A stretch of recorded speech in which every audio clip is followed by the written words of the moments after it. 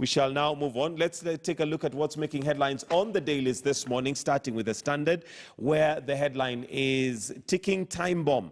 The handshake and BBI have led to new elite consensus, but political alliances in Kenya rarely last an election cycle or referendum. And this particular story is looking at the past, present to explain the storm ahead of Uhuru and Raila. Of course, we do know that the handshake has become a major rallying call for many political parties and many politicians, given that it was one, extremely unexpected, and secondly, not sure what was going to pan out of it. Of course, it's been morphing as we go along. And as a result, it seems to have also had very major casualties, even within the Jubilee Party. And of course, we have seen that, happening in the last few weeks, where we had what has now been termed as a purge. And the purge here of Jubilee, given that they have not, been able to contain it within themselves. But as a result, we have seen quite a number of Jubilee leaders lose their committee, seats, and that has continued. Of course, the deputy president also, those allied to the deputy president rather, have faced the full force of the purge by virtue of the fact that they have lost their seats. So that's what's on the headlines of the Standard this morning, and we have that picture of the president and Raila Amolo Odinga shaking hands, and now that's what gave birth to now what is known as the handshake. So how is that going to metamorphosize? The Standard is literally looking at other pacts that have come through. Remember, we also had a pact between Raila Odinga and the former president Mwai Kibaki at some point. The only difference between the other pacts that are, and this particular one being the fact that this one between Uhuru and Raila did not have a mediator. They seemed to mediate and do it between themselves, and as a result has brought them together, but of course with no structure and no direction, clear direction as to what really the intention and the end goal is at the end of the day. So we are now joined by Millicent. I'm told now we have her on phone. Millicent is the Ziwani MCN. Maybe just to bring you up to speed, trouble is brewing at City Hall, where the embattled County Speaker Beatrice Elachi and at least 30 MCAs who allegedly went to City Hall last night to read the budget have been detained at City Hall. A former clerk of the Assembly has been arrested. We are now joined by Ziwani member of County Assembly, Millicent Mugadi, via telephone. Millicent, maybe bring us up to speed with what's happening at City Hall.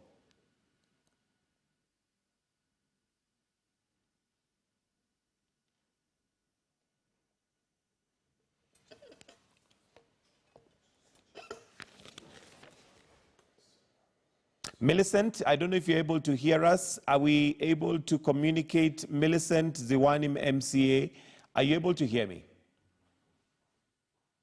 I guess not. Going back to what's making headlines on the dailies, and well, yes, we've already looked at the headline for the dailies on the Standard, and that's what's making headlines. But on page 2 and 3, we have what's been going on in the Senate, and this is the impeachment proceedings for the governor for Kirinyaga County, that is Anne Mobi Waiguru, and this, of course, has had quite a lot of back and forth.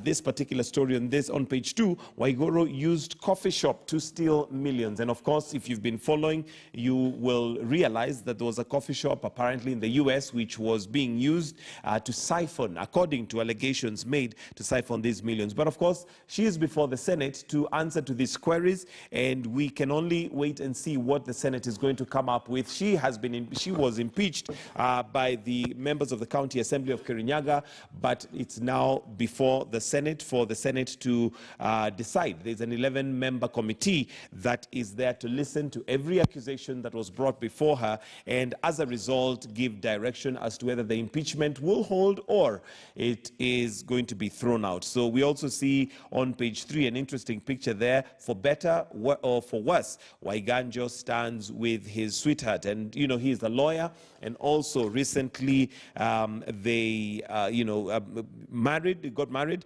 and he, of course, is standing by her side. So that's an interesting story of the governor for Kiunjuri County, that is Anne Waiguru, and this, of course, is to do with the impeachment proceedings that have been going on in the Senate. Top official defense sacking of 400 workers, and this is also a story in the same line, and he is defending why those 400 workers were fired. We also have one who Ms. Mwangi, who apparently resigned from the County Assembly of Kirinyaga, and she gives an account of why she resigned, saying that the way the Kirinyaga County was run was extremely casual, and as a result, she decided that she was going to, face the door. Now, page 4 is in line with what we are going to be discussing later. Deprived Innocence is the title. Cries of Busia minors defiled by their fathers. Remember, what we are going to be talking about here is teenage pregnancy,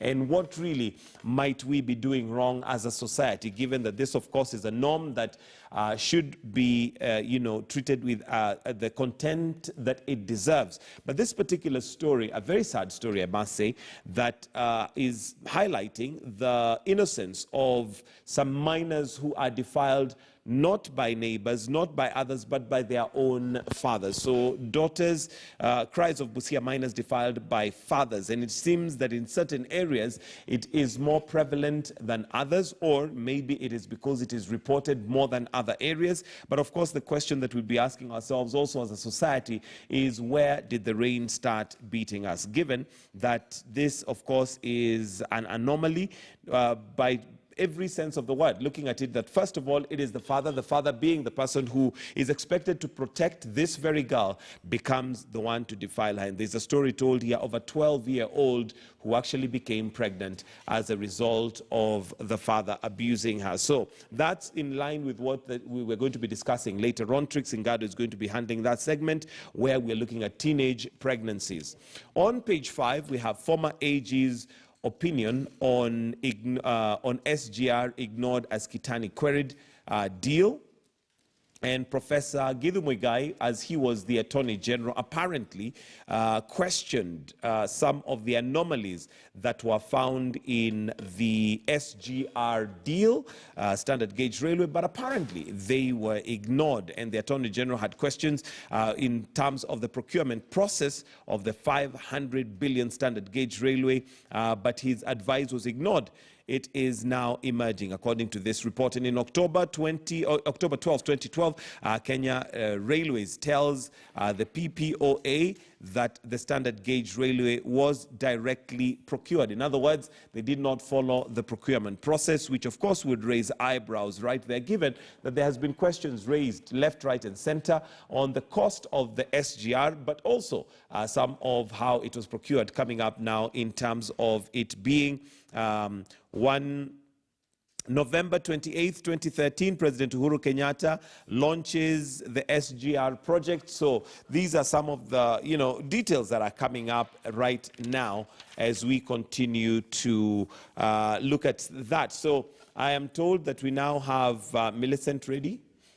All right, and maybe not yet, but I'm now joined by Ruth Ambogo, who is a youth policy advisor, to go through the newspaper review. Good morning, and thank you for joining us, Ruth. Thank you. All right, we'll go straight to it. The Standard headline, ticking time bomb. I don't know what your comments are on that. Wow. A ticking time bomb. So basically we are saying, we are looking at a situation where we are saying that we do not know what is to become of the handshake, we do not know what is to become of the BBI, but as for Kenyans, I mean, the handshake have led, the handshake and BBI have led to a new elite consensus, but political alliances in Kenya rarely last an election cycle, which tends to be true because we see alliances 2 years before elections, which to me are pretty much premature alliances because political interests are bound to change within no time. Political interests are interests that change. 1 minute you have a political party, the next minute it is dissolved to join a major political coalition, and you wonder whether it was a briefcase political party or not. We are seeing a rising of political parties breaking and their chairmen and their leaders being ousted out of leadership positions, and alliances, new alliances forming, which in my view might not stand the test of time, because we know what happens in politics. I always say that a day in politics is like 1,000 years in a normal cycle of life, a normal cycle of life. So a day in politics for me translates to 1,000 years. So anything can happen in between now and 2022. There's so much that could change.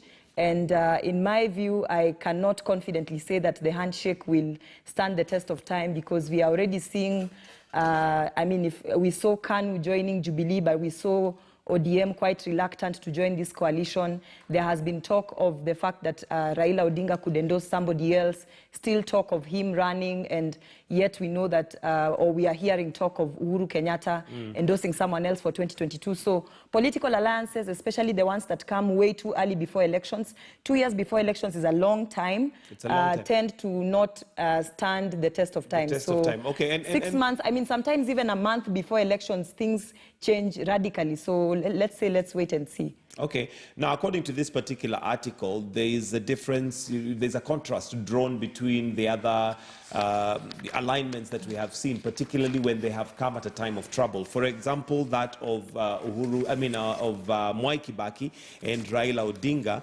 and it was, it had a mediator. This particular one does not. Do you think that might be a dynamic that keeps the two of them powerful and able to control it to a point where they will get it to their desired end, which may not be very clear to everybody? Well, one thing we need to know is that at the end of the day, even though there was no mediator, there are interests that the Uhuru Kenyatta side team has, and there are interests that the Raila Odinga side team has. Remember that Raila Odinga, in as much as he got into this coalition on his own terms as an individual, he still has a whole host of people that he leads, people that follow him, people that have interests. The other day I saw when Alfred Mutua released a message in various languages, and I saw the reaction of Kenyans from the Kisumu side of things. Actually, a media house interviewed persons coming from Kisumu, and they were basically being asked, would you support Alfred Mutua? And they all kept saying that, they would support Raila Odinga. And yet there has been, as I said, there has been talk that Uhuru Kenyatta might endorse somebody else. So for me, in as much as they came in as much as it is rumored that they came in without anybody mediating the two of them to come together, remember they still represent various interests. They still represent people who listen to them, people who advise them, people who tell them which direction they want their leaders to go. So I still say that it might change, but if they stand the test of time, then for the first time in Kenyan politics, we would like to say that, we would find a situation whereby politicians have joined hands years before elections and kept their pact till the end. Right. Remember that, I'll give you an example of what is now happening between Uhuru Kenyatta and William Ruto. Despite them showing a strong sign of solidarity in the last elections, and even in 2013 when they promised each other that, one person would rule for 10 years, then the other would take over. But now look at how things have changed. So for me, Kenyan politics has always been a politics of betrayal and people never keeping true their pact or their word. So I would not be quick enough to say that this would stand the test of time. But if it does, indeed, we would say that they probably would have ended the rivalry between their fathers. And if that was the intention and they live up to it, then good for them. Well, let's wait and see. Time will tell. And of course, political pundits looking at what those dynamics are. On page 2 and 3, we have the impeachment proceedings that have been going on for the governor for Kiunjuri. And maybe not just restricted to this, but your thoughts on the checks and balances that are in place by Senate to ensure that now, if a governor goes rogue, that there are accountability structures that are able to stop them in their tracks. Looking at what is, the proceedings have been going on so far, are you confident that Senate is able to deliver? Well, for the people of Kiunjuri, that is. For me, I think the people that tend to stand out for me is the County Assembly lawyer Ndegwa Njiru. He seems to be very confident in his delivery and in his representation of the Kiambu County, Kirinyaga County Assembly. There had been talk before this whole process began that there was no faith in the Senate to be able to actually, if indeed Governor Waiguru would have been guilty, that there was no confidence in the Senate to be able to deliver. All I can say is that we have to wait and see. But so far, the proceedings seem to be going on well. If indeed, personally, my viewpoint has always been that if indeed she is guilty, then the Senate should be able to deliver on its mandate. If the Senate indeed delivered on its mandate when it came to impeachment of Governor Waititu, then if indeed Waiguru is guilty, then they should be able to basically impeach her and let justice take its course. Okay. So I think for us, all we have to do is wait and see. We cannot talk much about a proceeding that is ongoing, because again, that would be interfering with a process that is ongoing. But I mean, in the past, talk has been that the Senate is not independent, does not have a mind of its own. But so far, the proceedings seem to be going on so well. So let's wait and see. Let's wait and see what happens. Let's wait and see if they stand on their word, if they stand on their mandate, if they can be able to deliver on their mandate, if indeed Governor Waiguru is as guilty as it is alleged. All right. And of course, we'll wait and see what the MCAs, I mean, the senators will end up with in terms of representing the people of Kirinyaga, because right now that's what they're doing. And the people of Kirinyaga would want justice. If she has been wrongly accused, then she will be let free. If there is value to what the MCAs had to say, then the impeachment may hold. But there you go.